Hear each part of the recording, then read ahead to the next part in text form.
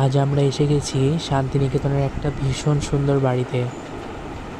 যে বাড়িটা দেখলে মনে হয় না শুধু একটা বাড়ি, মনে হয় একটা শান্ত নিঃশ্বাস নেওয়ার জায়গা। বাইরেটা দেখলেই বোঝা যায় এই পিচ রঙের দেওয়াল, ওই আর্চগুলো, এই বাগান, একটা খুব সফট অলমোস্ট মেডিটেরিয়ান ফিল আছে।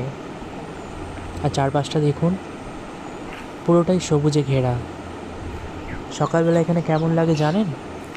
পাখির ডাক, হালকা রোদ, গাছের পাতার ফাঁক দিয়ে আলো ঢুকছে, মাঝে মাঝে ছোটো ছোটো কাঠবেড়ালি চলে আসছে। It honestly feels like you are living inside nature. চলুন এবার ঢুকে পড়ি ভেতরে। ভিতরে ঢুকে একটা জিনিস খুব ভালো লাগে, স্পেসটা খুব ওপেন।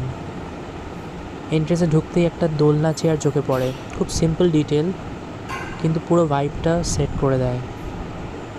আর চারপাশের যে ডেকরগুলো দেখছেন, এই আর্ট ওয়ার্ক, স্কাল্পচার, সব কিছুর মধ্যে একটা রিফাইন্ড টেস্ট আছে। ভিতরে ঢুকেই দেখতে পাচ্ছেন লিভিং এরিয়া আর কিচেন একসাথে, এবং একেবারেই ক্লাটার্ড না, খুব ন্যাচারাল ফ্লো আছে বাড়িটাতে। মনে হচ্ছে খুব ভেবে চিন্তে, খুব কেয়ারফুলি এগুলো বেছে নেওয়া হয়েছে। এবার এই যে গ্র্যান্ড স্টেয়ারকেসটা দেখছেন, এটা উপরে চলে যাচ্ছে, আর এই পাশের এই অংশটা ডাইনিং কিচেন একসাথে। মানে খুব সহজেই যেরকম আপনারা রান্না করতে পারেন, আবার সরাসরি হয়ে গেলেই ডাইনিং টেবিলে সার্ভও করতে পারেন, কোনো ঝামেলা নেই, খুবই প্র্যাকটিক্যাল। আর বাড়ির ঠিক পেছনে একটা মেড কোয়ার্টার আছে, যেটা ভিডিওতে দেখানো হচ্ছে না, কিন্তু তার সামনে একটা অর্গ্যানিক বাগান আছে, যেখানে অনেক ধরনের সবজি চাষ হয়, আর আম গাছ, কিছু ফলের গাছ, পুরো জায়গাটাকে না অ্যালাইভ করে তোলে।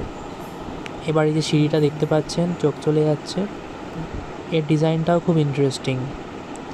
আর এটা ওপরের ফ্লোর। এখানে একটা প্যাসেজওয়ে ছিল, যেখান থেকে দুটো রুম ভাগ হয়ে গেছে, এবং আমরা প্রথম রুমটায় চলে এসেছি।